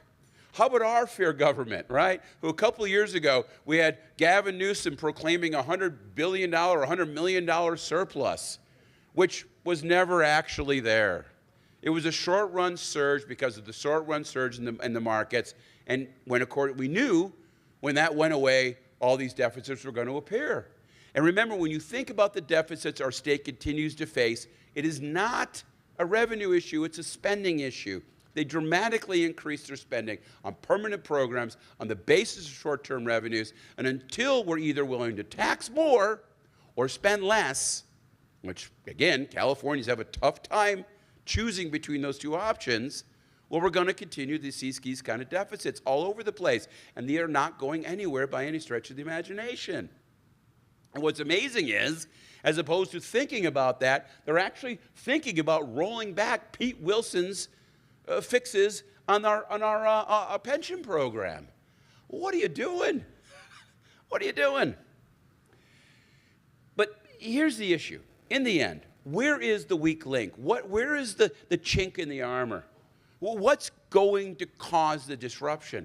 Well, you have to look at what is funding the excess. And the answer is an enormous inflow of capital into our economy. In the last 2 years, our nation has seen about a net $1 trillion inflow of what we call hot money, portfolio investment into the U.S. economy. This is enormous. The last time we saw flows this large pouring into the nation was back in 2006, which is not a very good comparison, to say the very least, right? That's when I made a name for myself as Dr. Doom, right? Now, back then, what were they chasing? Well, they were chasing, of course, asset-backed securities, linked to subprime mortgages, linked to our ultra-hot housing market. This time, they're not chasing that. This time, they're chasing our equity markets, which have, by far and away, the highest, like second highest PE ratio ever, the highest values ever. And they're chasing our crypto market. Have you seen Bitcoin running at $120,000? Let me put this a little bit of context. Again, the PE ratio, second highest ever in our equity markets. As for cryptocurrency itself, the market capitalization, if you took all the Bitcoin, added it up and say, how much is Bitcoin worth? The answer is $2.5 trillion. Bitcoin is worth more than Google. Does anybody else think this makes sense? What's the PE ratio on Bitcoin? I always ask that. And there is none. There's no there. And yet it just gets bigger and bigger and bigger, right? Now, of course, people are chasing these asset appreciation. They're chasing yield, not value. And we've seen that game. It's a dangerous game. right? We know they're chasing yield because the dollar's been bid up to this all-time high level. Our equity market capitalization is half the global value. The last time that was the case was in 1999. This is the scary part. This is the thing we need to be worrying about. Not necessarily tariffs, but the fact that all this money's coming in. They're chasing, of course, yields that cannot be sustainable. And as Warren Buffett famously said, be fearful when others are greedy, be greedy when others are fearful. Well, people are greedy right now. So everybody's got to watch. This is where things start to get dangerous. And we saw that. Remember I talked about my mini panic in the early part of the year. Why? What happened? Well, that was during the first Liberation Day, when it was going to be 50% across the board and he wasn't going to back down. What happened then was a preview for how this thing unwinds, and look at it and learn from it. Because the market thought he was really going to do it, the stock market started to tumble, and what typically happens when the stock market tumbles is the bond market rallies and interest rates start to fall. And that happened for a couple days, and then something weird happened. The dollar started to drop. And when the dollar started to drop, the bond market started going the other way, and interest rates went up. What happened? Well, again, the money is flowing into the United States chasing the stock market. When the stock market dives, the money stops coming here, and the bond market, which is just as dependent on those foreign inflows of capital, the bond market started tanking as well. We had the trifecta. The dollar, the bond market, and the equity markets all started dropping at once. And by the way, when that happens, the Fed's got nothing they can do. And they have no one to blame for themselves for putting themselves into this incredibly tight corner. So now things have calmed down. That is passed. We now have the taco trade. It turns out tariffs aren't really that big of a deal, and we continue to move forward. Until when? How much more money will pour into this country? How much higher will Bitcoin become? How much higher will the stock market go?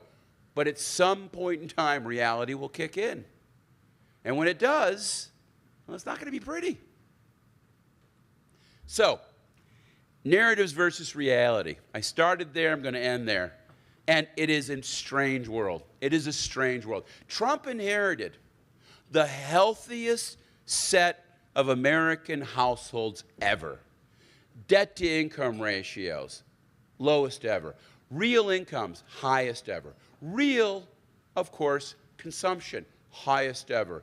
Inequality, looking at the poverty rate in the correct way with benefits included, poverty rate the lowest ever.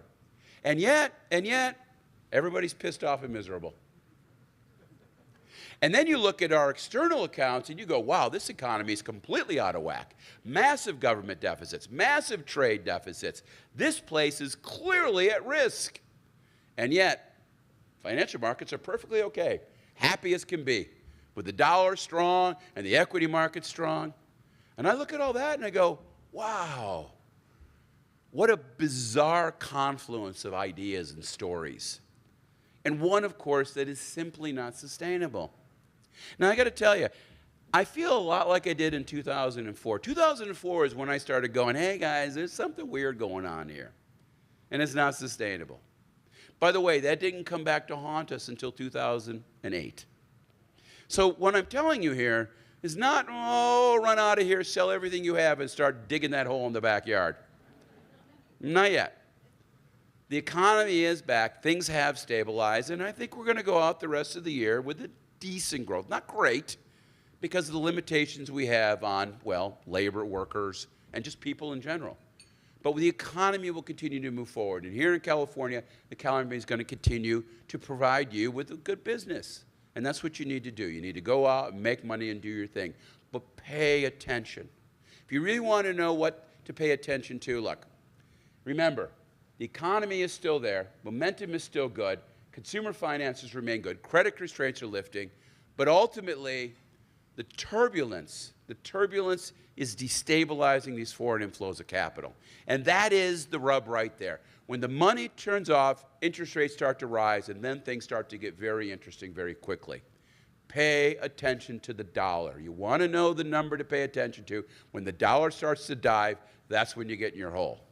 Until then, make money. But be careful, don't overdo it, and understand that risks, economic risks, are growing. As for California, again, it's all about the narratives. This is a fantastic place. We have fantastic opportunities. We just won't get out of our own way. It's not housing affordability, it's housing supply. It's not inequality, it's labor supply. California continues to be its own worst enemy. And over, I see that play out day after day. And in the end, the reason you're here, the reason you're supporting these chambers, is that chambers need to be the voice of reason. And you know, for a number of years, chambers were kind of embarrassed by standing up and going, you know, business is important. Business matters. We have to be at the table. But that's starting to shift, and business is standing up and saying, yeah, we're part of this conversation. We're part of what makes this community. We pay the bills. And it's about time you pay attention to us, too. Take that message. Keep running with it. Support these chambers and make sure that the right narrative is getting in the right ears so your local cities make the right choices, particularly when it comes to housing. And, of course, when it comes to housing itself, look, the fundamentals are good. It's just a function of supply. But in the short run, interest rates are going to go up before they go down again. And that's a whole other hit that the industry needs to bear in mind as well. But ultimately, the solution to all this stuff, of course, is to recognize that our biggest issue of all is the fact that we continue to run around with these false narratives. Narratives that may make us happy, feel good about our world, but necessarily lead us astray. And perhaps a couple of the narratives I told you up here today make you uncomfortable. Perhaps they piss you off just a little. Maybe just a little. But in the end, understand that it's coming from a place because I want us all to succeed. And I want California to be a state for everybody. Ultimately, remember that it is easier to fool people than convince them they have been fooled.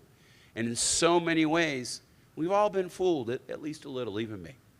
So thank you very much, everybody. That's it for today. And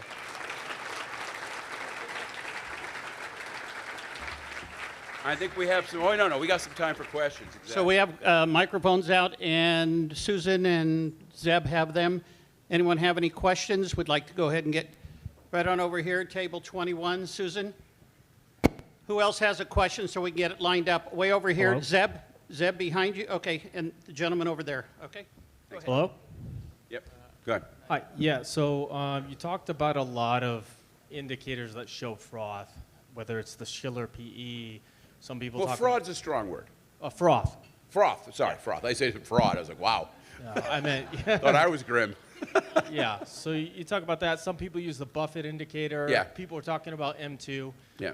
But the betting odds are now showing that the Federal Reserve is about to start a rate-cutting cycle, and we know Trump's most likely going to replace Powell with someone more dovish. Yeah. So won't that exacerbate what you're talking about? Absolutely, because ultimately, what's interesting, remember that the Federal Reserve, what's interesting, and this goes to narratives, right? Trump says, you need to cut interest rates because mortgage rates are so high. The federal funds rate does not control mortgage rates by any stretch of the imagination. In fact, if anything, if you cut short-run rates, that puts downward pressure on the dollar. And by putting downward pressure on the dollar, you tend to obviously push down the price of long-term bonds, thus pushing interest rates up. Right now, the federal funds rate is more a tool to either increase or decrease the spreads. It does not have any impact on the long end of the curve, not in this foreign capital needy environment. It just won't, as the case may be. So, but to your point, again, the administration wants to throw more fuel on the fire. And that's true for increasing the deficits, it's true for cutting interest rates, it's true for deregulating financial markets, and of course, leaning in on the crypto thing. We have stable coins. Oh, well, now stable coins can invest in treasuries. That scares me to death. Are you kidding me? So now more money piles into crypto, and they turn around and buy treasuries. Well, what happens when the crypto bubble pops? On top of everything else, you got a bunch of treasuries getting dumped onto the market, which makes interest rates go up even more. So we continue to double down, and that is the wrong direction to go. But, honestly, does this nation have an appetite for someone who's going to tell us, no, sorry, you're not going to be able to have fun anymore? You got to start paying the bills? I blame us. So we got a question back here, and then we'll have room for one more. Susan, where are you at? Right here. Okay, go ahead. Thank you. So actually, building on that answer there, so since overconsumption is such an issue and we don't have a political system set up to properly deal with that and elect officials who are going to raise taxes or kill our fun, as you're saying, how do we convince people to spend less and or raise taxes? And if, as I suspect, we are unable to do that, what happens next? That's a great question, son. I'm going to leave now. I think we can finish that. Look, the real question you're asking me is, okay, look, what's the most realistic scenario for this? Because you're right. Look, listen, I know this, right? As far as forecasters go, I do remarkably little forecasting. I spend a lot more time explaining to where we are right now than what happens next. And what happens next is incredibly volatile. It's incredibly variable because it depends on narratives, not economic fundamentals. But let's go ahead and push. Let's go and say, okay, this continues to build up. Eventually, boom, stock market dumps, crypto dumps. People start pulling their money out of the U.S. economy. The dollar dives, interest rates go up. Where do we go? Well, even that won't necessarily hurt American households right away because American households are not interest rate dependent. Most of our debt's in a 30-year fixed rate mortgage. And, of course, we don't have a lot of debt right now because the government's giving us all sorts of free stuff. So then a result of that is that there's going to be pressure, but pressure on the business community, pressure on real estate, but most of all, pressure on the federal government. One thing to keep in mind, right now our federal deficit is a little over $2 trillion a year. A 1 percentage point increase in the carrying cost of existing debt increases that by $500 billion. 2 percentage points is $1 trillion. And you can quickly see how interest rate increases will cause the deficit to go out of control. And then they're up against a wall. Then it's raise taxes, cut spending right now, or you're cruising towards default. Now, let's say they can't even do it then. What happens? Well, it's very simple. Whoever's in charge of the Federal Reserve says, I have a solution for our short-run problem. What's that? Quantitative easing. It is the cure-all. And as Ben Bernanke and Jerome Powell and Janet Yellen have all told us, quantitative easing doesn't cause inflation. Not at all. And so they throw out a couple $1 trillion and they balance the federal budget and we have inflation. Which means ultimately what's going to happen is what has happened in the past and what economists from when I was in grad school, the old guys would start talking about, we'll just inflate our way out of the problem.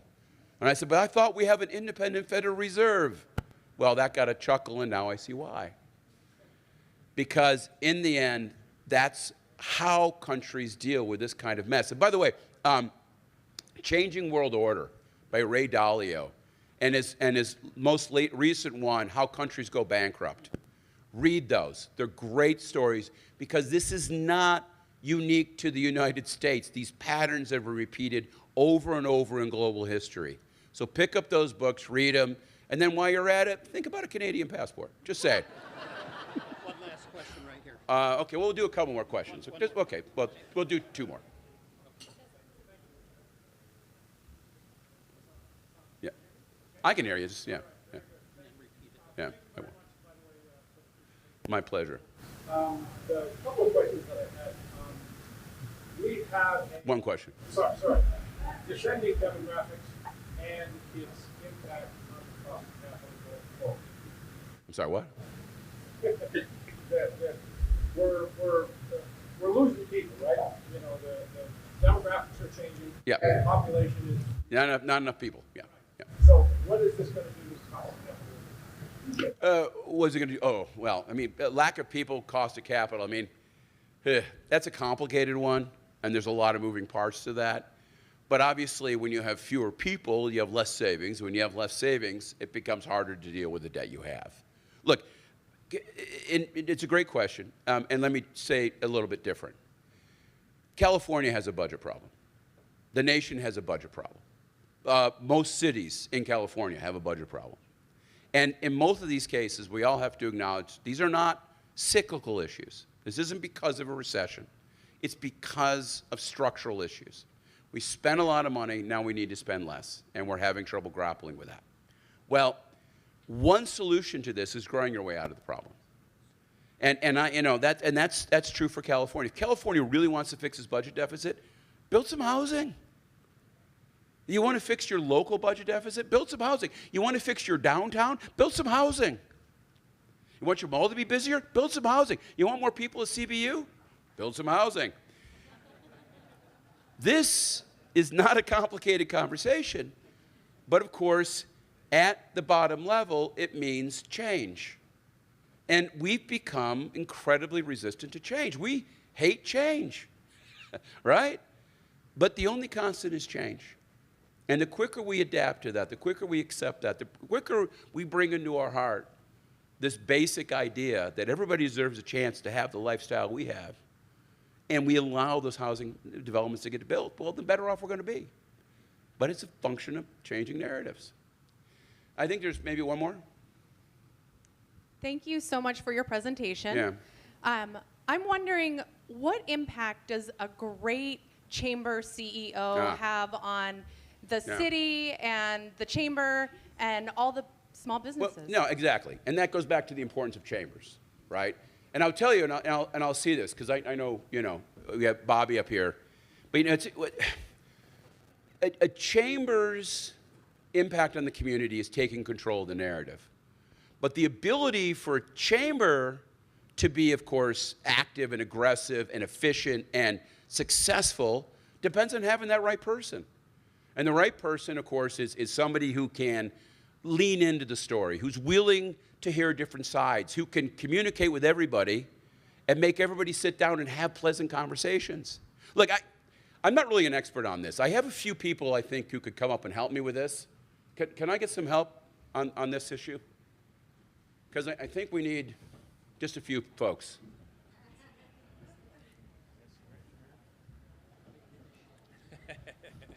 So, all right, I appreciate that. So, with all that. Thank you. We have a special announcement we would like to do today. So this is something that we wanted to do for one of our colleagues. We are a part of the chamber industry. We have a lot of respect for this man here. 5 years ago, we put this plan together to do this economic forecast. Bobby was instrumental in helping convene and bring all of us together. And when we did it that first year, we offered an award, and the award was for chamber advocates. These are people who did things for our business community and who made a difference. And that's something Bobby's always stressed to me. He's stressed to his family. One of the things I know that he says is his family, make a difference, have an impact, do things on that sort. And so we thought it was very fitting today that when we gave those awards to some of our chamber colleagues 4 years ago, that we wanted to do the same for Bobby, as this is his last time putting this economic impact award together for us.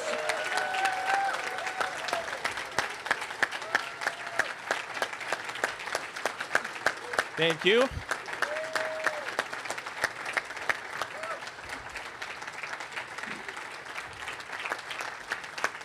Now,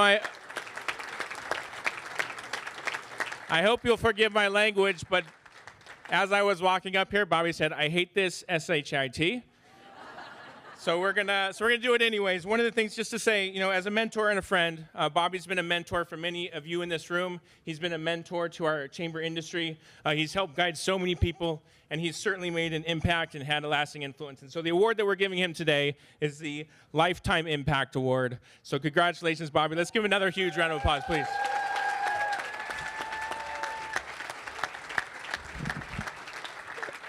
Thank you all. Thank you, and thank you to all of you. I hate this. I love being on the other side of things, but I'm going to try and stay focused on the agenda because I respect each and every one of you so much. I'll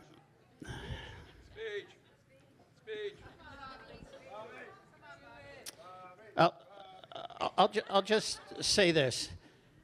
Our family has a famous phrase, and it goes like this. The purpose in life is not just to be happy. The purpose in life is to have mattered. To have mattered whether or not you ever existed on the face of this earth at all is vastly more important than that temporary or egotistical illusion called happiness.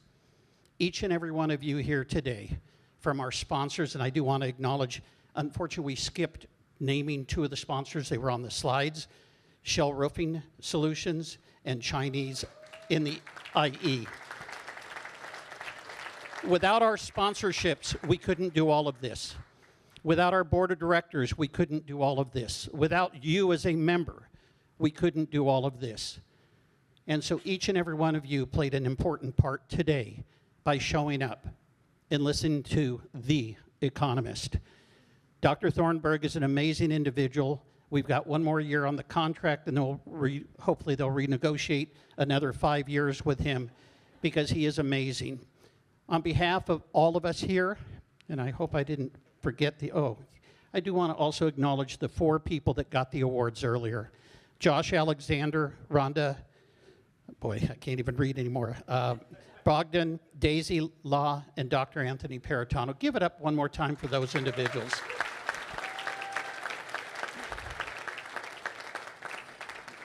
I would like to thank the Eagle Glen staff for doing an incredible job. It's hard to serve 330 people in a very short period of time. To the audience, thank you for taking time to attend today's event and your support for the Chamber Business Alliance, or as we're now known as the Regional Economic Coalition. Thank you, Dr. Thornburg. It's a mutual interest to help Northern Orange County, Western Riverside County, and County of San Bernardino. And with that, we would like to have all the honorees come up later on.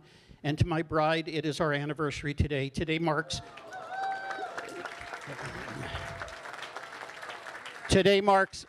14,690 days that we've been married. So love you, sweetheart. God bless you all. And I just saw my kids are here too. So thank you all for being here. God bless you.